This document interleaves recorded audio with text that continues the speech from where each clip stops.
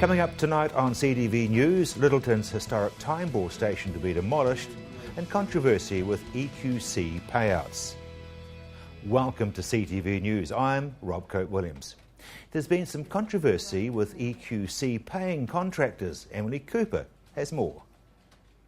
There have been recent reports of tradespeople who are considering legal action against the Earthquake Commission, saying they've not been paid for emergency repair work. Many companies have been doing work under the emergency repair scheme, including work such as removing chimneys and fixing roofs. The Pothole People All Trades have been carrying out a variety of work, including road repairs, roof repairs and demolition, and billing the EQC on a monthly basis. Andy Nisbet of Pothole People Limited says in the early stages of the quake the company had a few problems with the EQC, but soon came to realise the reasons why the EQC had their systems in place. Okay, after September the 4th, of course, the first major event, we started straight away on damaged chimneys and roofs and so forth. And it took us a wee while to get in sync with EQC. They wanted things done one way. We already had systems in place. So it was a matter of marrying up the systems so we were able to please each other. And we did that after quite a short time, really. He says they had a small amount of short-term problems originally. We have had the odd problem with sending accounts to EQC in Wellington only to have them returned. In most cases because we haven't actually put enough information on, or in some cases where the emergency allowance or the emergency limit has been too low and we haven't been in a position to walk away from a job, leaving it half done. And so we've sent a bill which is over the $2,000 limit. He says the company is submitting a large number of invoices a week to the Commission and believes the EQC may be overwhelmed from the enormity of the February quake. According to the Earthquake Commission, if invoices are in order, payments should be made within about 21 days. So I think everybody was caught out unawares by the February 22nd quake, given the enormity of the event. And basically a lot of people wanted to do as much as they could, but really didn't have the processes ready to do it. EQC, of course, you have to realise are looking after the public purse, and they need to be very, very careful because they're going to be accountable at the end of the day as to just how much is spent on what. Andy says overall the company has been happy with its dealing with the EQC. We have no trouble getting payment. We get our payments every month, as they have always said that they would do. And the only the only ones that they haven't paid are obviously the ones that I mentioned that are in question due to the amount or not enough information supplied. With all these earthquakes and so forth, this is not business as usual. It's unusual times for business, and we have learnt to adapt. And I think everybody has to do the same, make sure they send all the information correctly through. There is no reason for the accounts not to be paid. They do have the money. Basically, they just need that information because, as I said earlier, at the end of the day, the rest of the public in New Zealand are going to be asking, why has all this money been spent in Christchurch? We know what is required down here. The rest of New Zealand don't. And so EQC obviously being very, very cautious. 344,000 claims have been received from householders and contractors. Lines have been drawn and sabres are being rattled as the question of speed of demolition in Christchurch comes into the spotlight. A visiting recovery expert, Cameron Sinclair, has suggested strongly that demolition work should be done on a 7 days a week basis. He made a name for himself by assisting in a series of natural disasters around the world and by heading the international agency known as Architecture for Humanity. However, local demolition contractor Alan Edge, who runs Southern Demolition, says to work his staff 7 days a week isn't practical, and that his staff need time off with families and to work outside daylight hours can be too dangerous. He also adds that machine maintenance and the removal of rubble are both issues to be faced. Southern Demolition staff are already working on average 10.5 hours a day. But other operators do admit that in some cases crews are working 7 days a week where possible. Plans have been released showing that the heart of the city could look like in 4 or 5 months. The concept has been named Restart 29-10-11 and is a temporary location of businesses in the central city in temporary and relocatable buildings. The area will include a fashion zone near Valentine's department store, food and entertainment areas and a market zone, all with an easy access of parking. Restart 29-10-11 has been described as the world first pop-up city and has gained support from the government, Christchurch City Council and Sarah. After the break, the Littleton Time Ball faces demolition.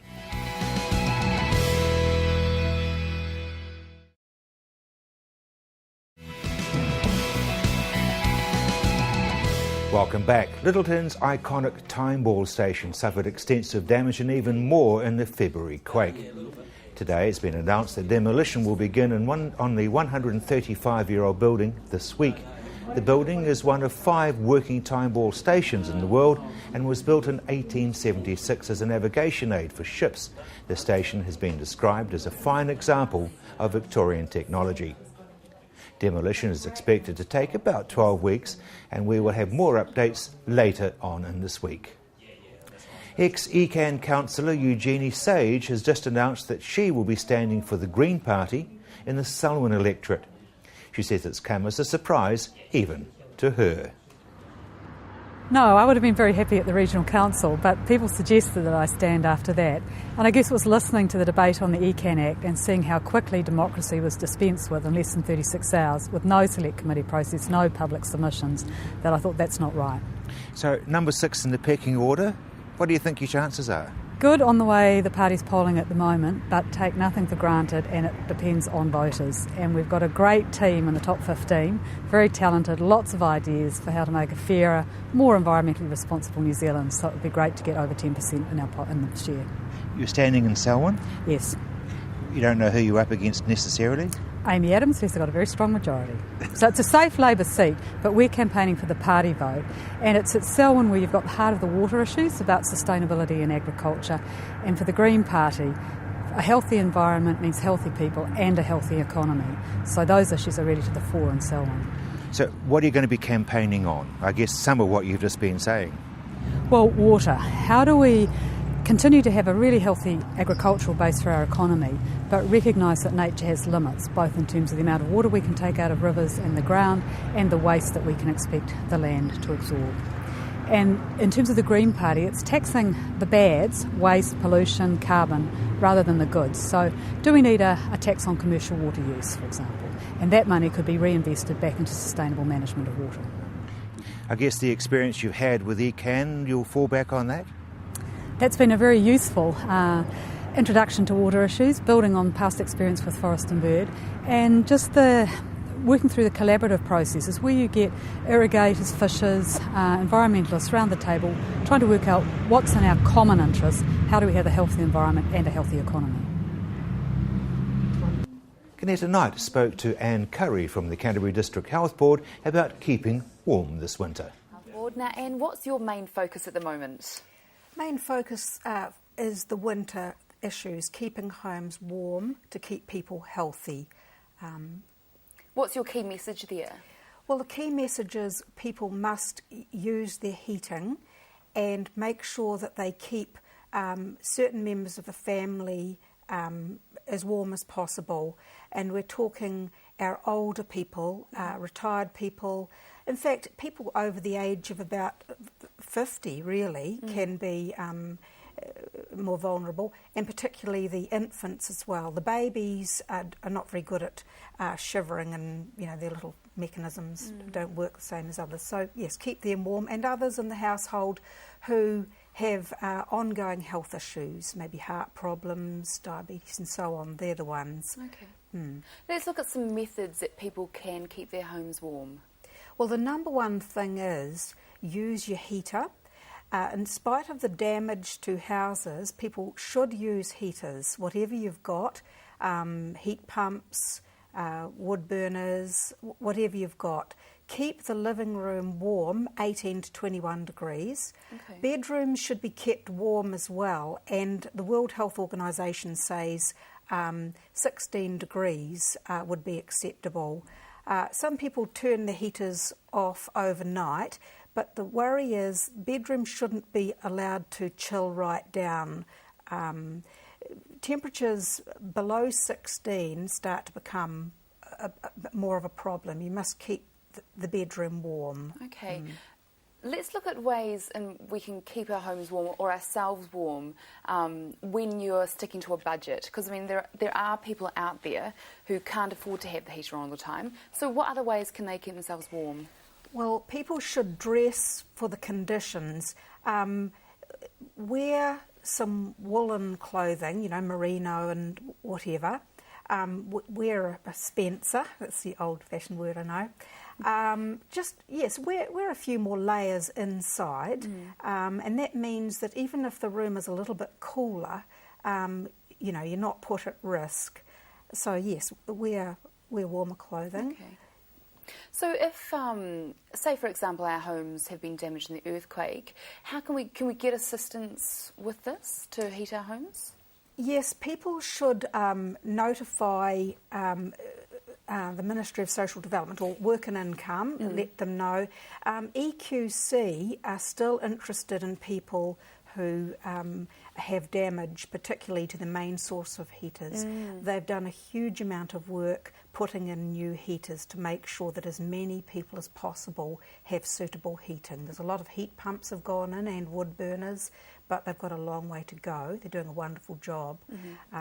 But if people let Work and Income, their case manager, know that things are not right, and also contact EQC. Okay. Yes, Our economy here in Canterbury is based on several simple rules, as Graham Dustin from SPS Financial Services explained to me on Rob's Country.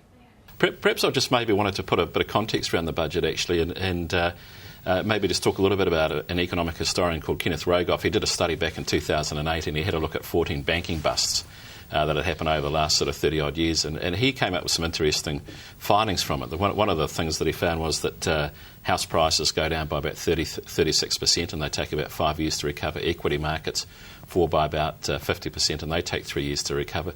But the other interesting thing that he found was that government finances, basically the government deficits, increased by about 86% over a period of 3 or 4 years. And the reason for that is it's not so much that government spent a lot more during that time, but basically government revenues actually fall during that time. So they keep the expenditure going, but of course not getting so much revenue.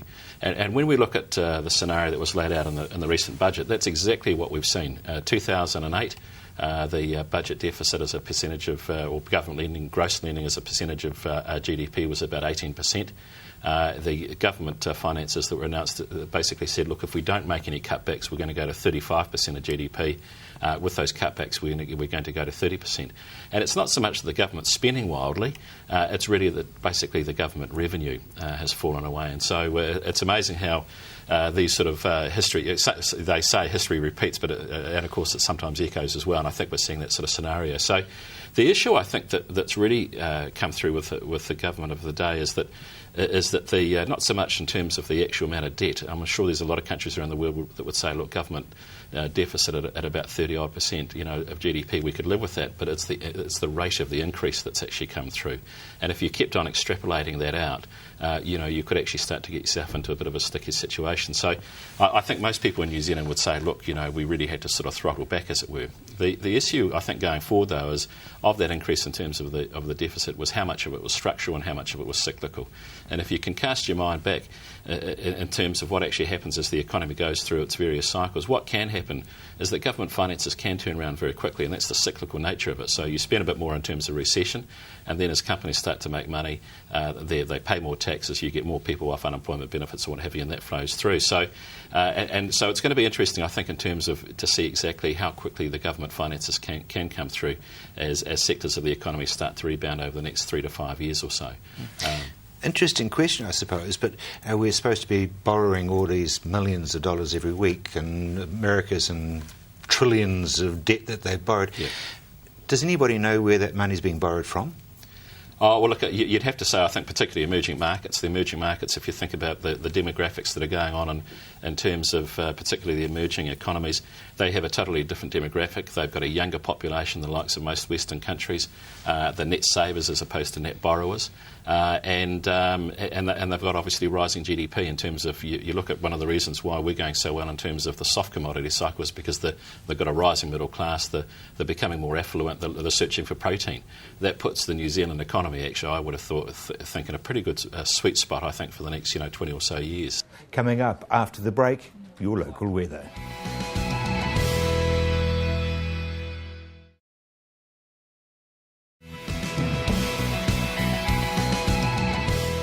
Welcome back. Canterbury rally driver Hayden Padden has pulled off a coup in Argentina. He and his co-driver John Kennard were competing in the World Rally Championship round, and despite competing against the world's top works teams, managed to get an overall placing of 9th and won the production car World Rally Championship class by nearly 8 minutes. For Padden, it was obviously a huge moment in his career.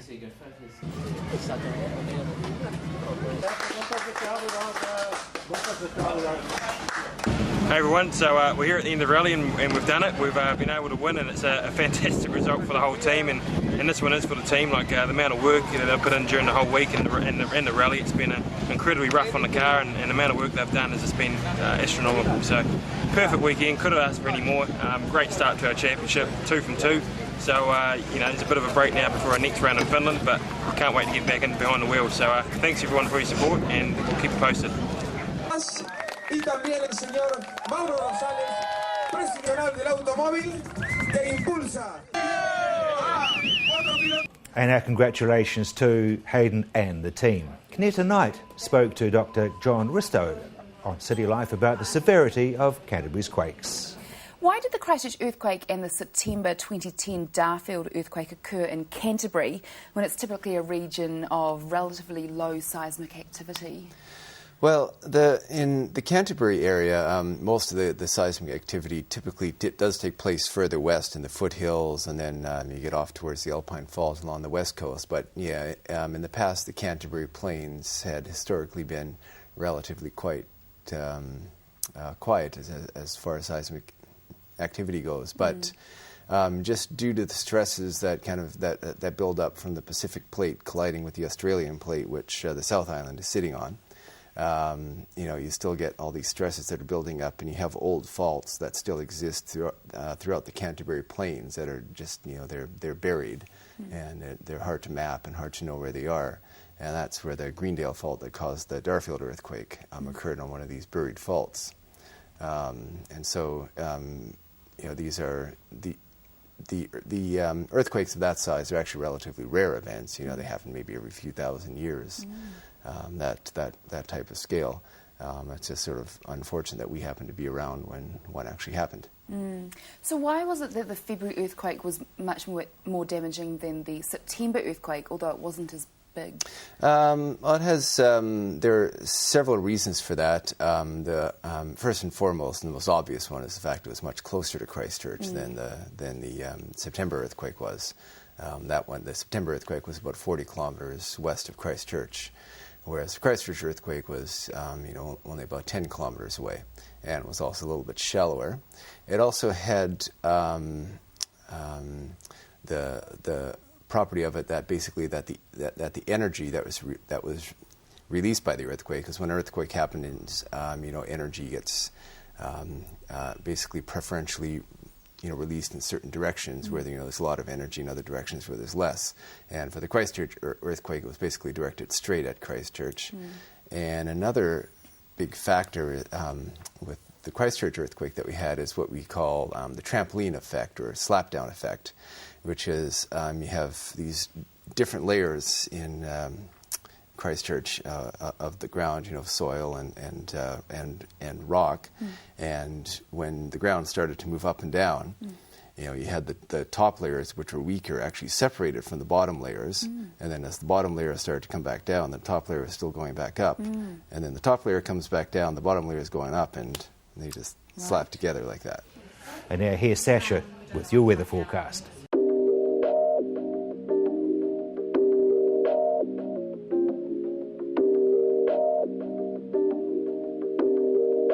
Evening everyone. A cool southwesterly airflow moved over the South Island today, bringing a frosty start and then mostly fine weather to Canterbury.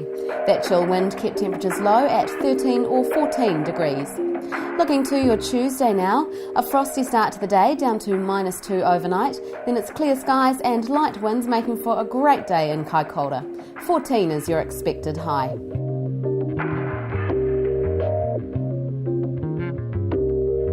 A great day for the pools in Hanmer tomorrow with a cold start revealing lovely fine weather and light winds. 14 is your expected high, down to -2 overnight tonight.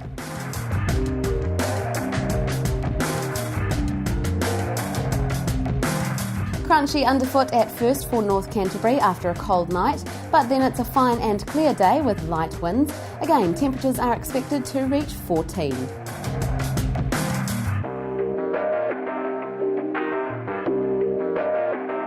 Fine and sunny weather ahead for the Garden City with light winds and a nice dose of sunshine. 14 is your Tuesday high.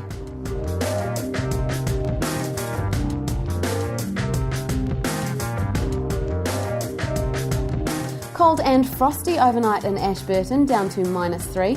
Winter does seem to now be upon us. However, once the day thaws, it'll be a nice sunny one with light winds and a high of 14. Clear skies and light winds make for a lovely Tuesday in Timaru. Again, watch that overnight low of -2. 14 is your expected high. Looking to other areas, you may need to get out an extra blanket or heater for those cold overnight temperatures. However, this leads to a lovely fine clear day with highs of 13 or 14. Prepare for cooler temperatures in Arthur's Pass there with a high of just 9. Looking ahead now, it's more of what I always think of as a Canterbury winter's day. Cold and frosty overnight, leading to a fine and sunny day for both Wednesday and Thursday. That's your weather. We'll see you tomorrow.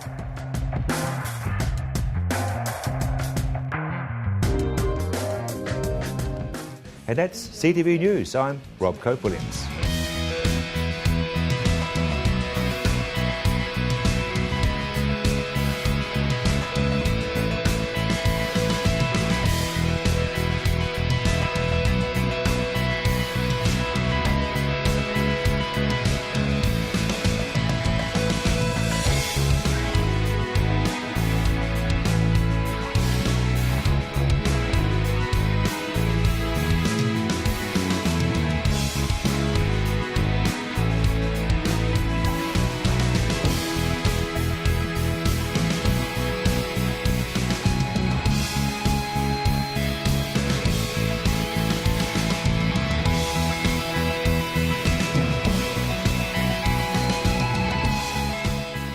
Supporting local content so you can see more of New Zealand on air.